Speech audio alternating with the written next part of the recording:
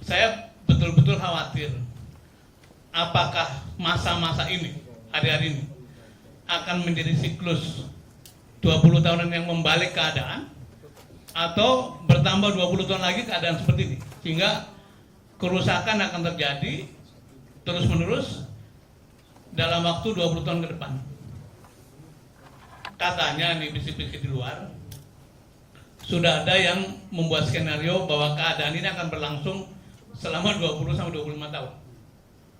Bahkan sudah mulai ada bisik-bisik, sudah seluruh partai dimasukkan aja dalam satu koalisi besar, permanen, jangka panjang, tinggal satu atau dua ditinggalkan di luar itu. Ini satu etikat yang sangat buruk yang akan membuat kita makin terjerembab. Yang saya sebut tadi bisa masuk dalam kategori unfixable, tidak bisa diperbaiki.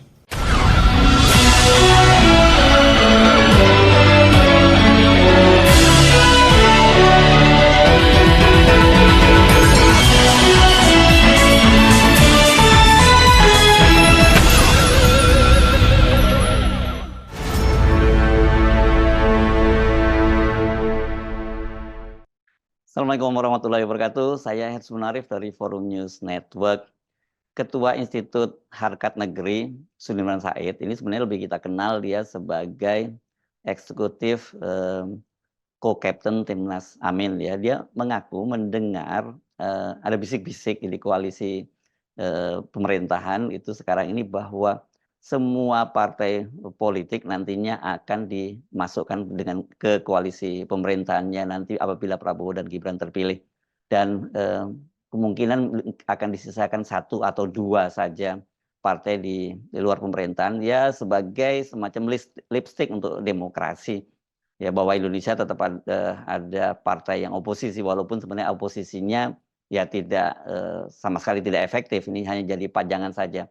Sudirman Said menyampaikan hal itu dalam sebuah diskusi yang berlangsung hari Sabtu, tanggal 2 Februari 2024 dengan judul Rethinking Indonesia, Pemilu Terburuk Sepanjang Sejarah, apakah Indonesia akan terpuruk? Sebenarnya kabar ini tidak terlalu mengejutkan kan, dengan cara kita menyaksikan bagaimana Jokowi mengelola pemerintahan dan kemudian juga dia akan ingin terus cawe-cawe, termasuk menyusun kabinetnya Prabowo Gibran jika nanti ditetapkan oleh KPU sebagai yang pemenang pada Pilpres 2024 itu. Sebab kan kita tahu sekarang ini pada era pemerintahan Jokowi itu tinggal tersisa dua partai di luar parlemen, yakni PKS dan Demokrat. Nah sekarang ini celakanya Demokrat itu kan malah sudah bergabung dalam koalisi pemerintahannya Jokowi. Jadi kalau dalam posisi hari ini, dalam posisi pemerintahannya Jokowi ya bukan satu dua partai yang tersisa di luar parlemen, ya hanya satu sebenarnya, PKS gitu. Nah, coba kita simak apa yang disampaikan oleh Sudirman Said berikut ini. Saya ditugasi untuk membuka sedikit ya, memberikan satu pandangan soal berkaitan dengan kepemimpinan dan etik. Jadi sekarang sedang beredar satu video yang berisi analisisnya Farid Zakaria. Farid Zakaria tiap minggu malam punya program namanya GPS di CNN. Salah satu cuplikannya adalah membahas demokrasi kita sekarang ini dan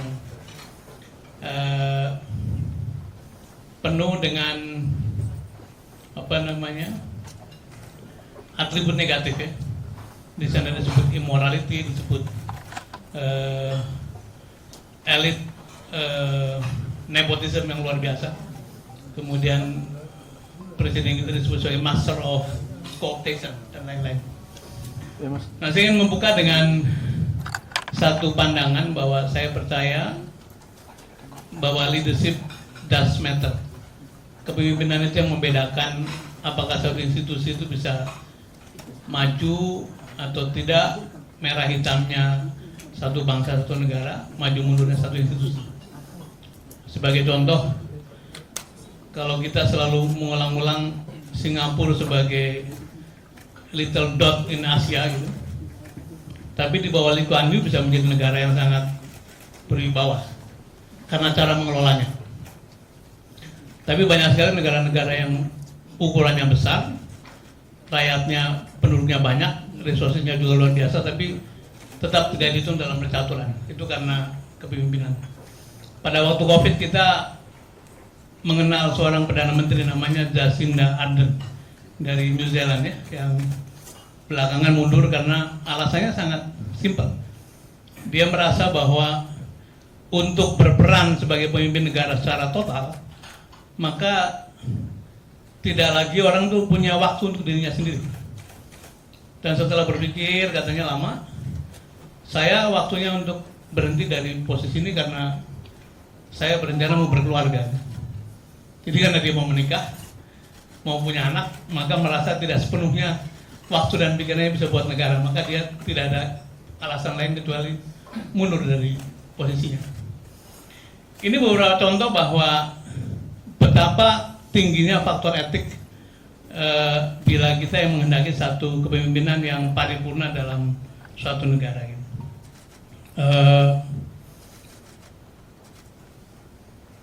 Ada satu riset bahwa makin tinggi posisi pemimpin itu, yang mengaturnya bukan lagi aturan yang rigid. Ini saya orang manajemen, jadi kalau pekerja paling bawah itu yang mengatur SOP yang rigid, standar operating procedure, kayak cookbook, kayak buku masak gitu ya. Kemudian begitu ke manajemen menengah mungkin sudah lihat policy atau kebijakan-kebijakan. Tapi begitu jadi top management, you are the policy, you are the rule, you are the regulation. Gitu. Karena Anda bisa menulisnya sendiri sesuai dengan kemauan.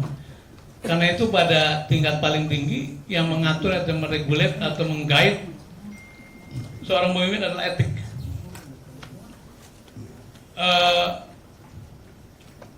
Bila seorang pemimpin level paling tinggi, top management atau top leader itu berpikirnya sangat legalistik, ini sesuatu yang berbahaya karena sudah pasti orang-orang itu siapapun dimanapun, apakah di perusahaan, apakah di kabupaten, di negara, pasti berpikirnya bagaimana saya bikin ruling yang sesuai dengan kebutuhan atau kemauannya atau interestnya sendiri.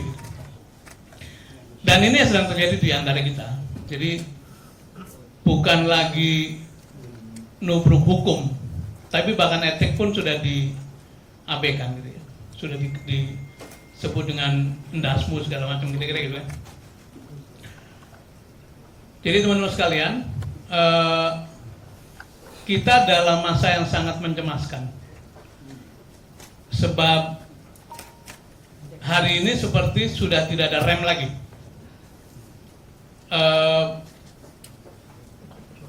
Dalam waktu 9 tahun atau menuju 10 tahun ini, kita menyaksikan, mengalami, saya kira sharing dengan pandangan-pandangan para pembicara yang lain, mengalami proses pelumpuhan, pelemahan instrumen kontrol dalam bentuk apapun.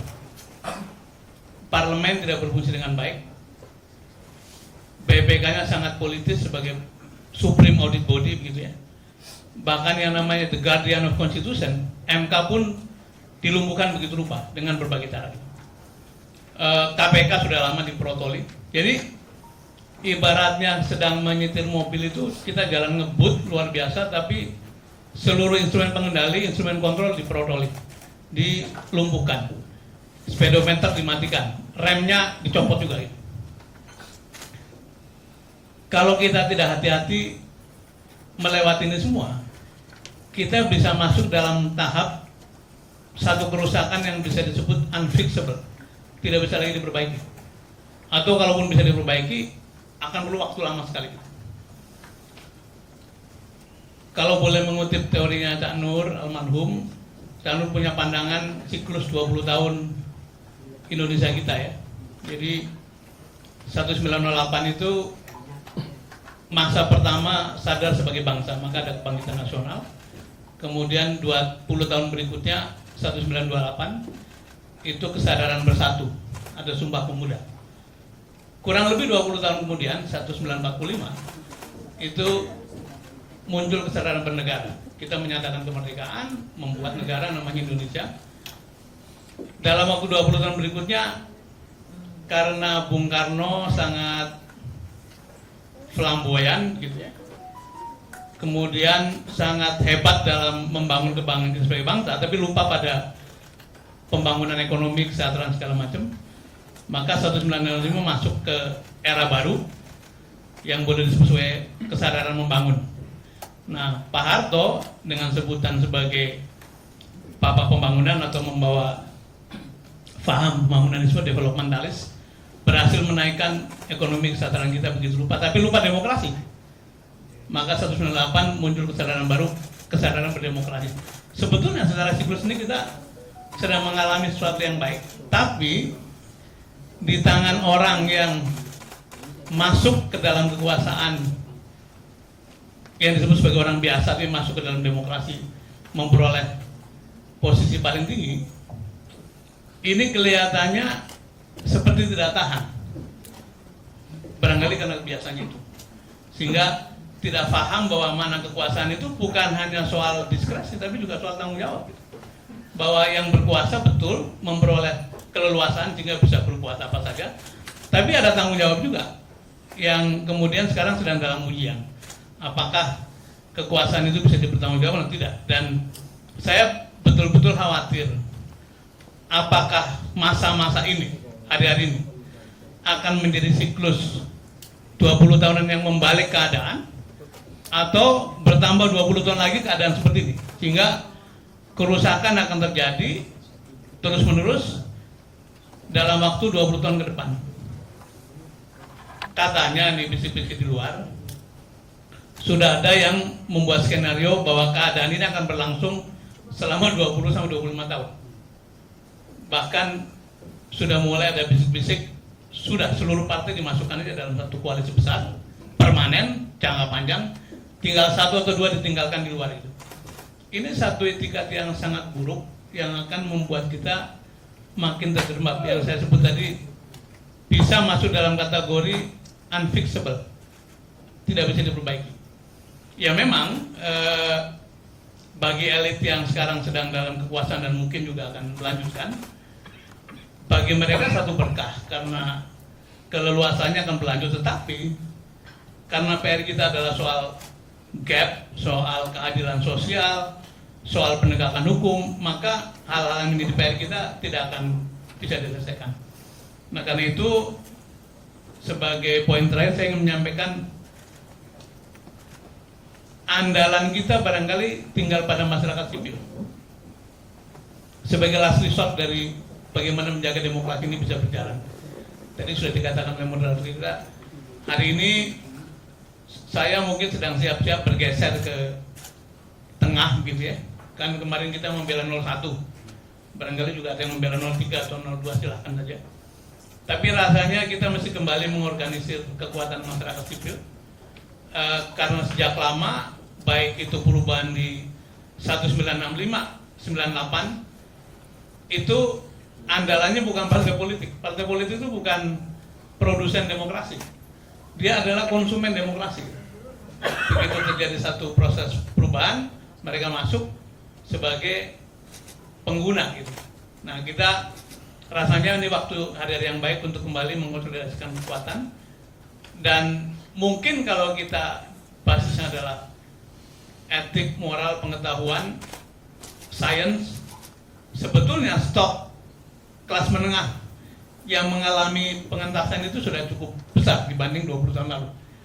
Nah, hanya sayangnya dalam 10 tahun ini kebijakan-kebijakan negara ini tidak terlalu pro pada sains, bahkan dikatakan anti sains, anti etik, tidak terlalu berani. Nah, karena itu waktunya barangkali kita mengentakkan itu kembali. Memang akan perlu waktu lama, tapi bila kita tidak melakukannya maka kerusakan akan makin dalam dan tadi sampai pada tahap yang mungkin sulit diperbaiki. Nah, saya kira menjahit berbagai warna untuk kembali menyatukan kekuatan itu menjadi PR kita sekarang ini, dan mudah-mudahan hari-hari ke depan akan muncul banyak sekali inisiatif yang makin sering memperkuat. Saya kira nggak terlalu kaget saya kalau dengar pernyataan semacam itu, karena kan Pak Prabowo sendiri juga menyatakan bahwa dia ingin membentuk suatu pemerintahan yang menyatukan semua kekuatan anak bangsa. Jadi kalau menyatukan semua kekuatan anak bangsa ya berarti semua masuk ke parlemen. Dan saya kira kalau sekilas kalau kita mendengar bahwa ingin menyatukan semua kekuatan anak bangsa seperti apa ya, seperti tujuan yang mulia. Padahal justru bukan tujuan yang mulia, ini sangat berbahaya. Dengan cara seperti itu kan berarti akan mengulang kembali sejarah bahkan mungkin lebih buruk ya, sejarah pemerintahan Jokowi selama 2 periode di mana parlemen itu tanpa oposisi. Dan akhirnya yang terjadi ya seperti sekarang ini gitu ya. Sekarang ini oposisinya itu ya dilakukan oleh media-media yang masih independen, oleh civil society, tapi civil society-nya terpecah belah. Tapi kalau sekarang ini pasca pemilu 2024 ini kelihatannya civil society itu mulai kembali menyatu dan mereka-mereka yang tadinya menjadi pendukung Pak Jokowi kan mulai insaf, menyadari kesalahannya dan kemudian menjadi kritikus pemerintah.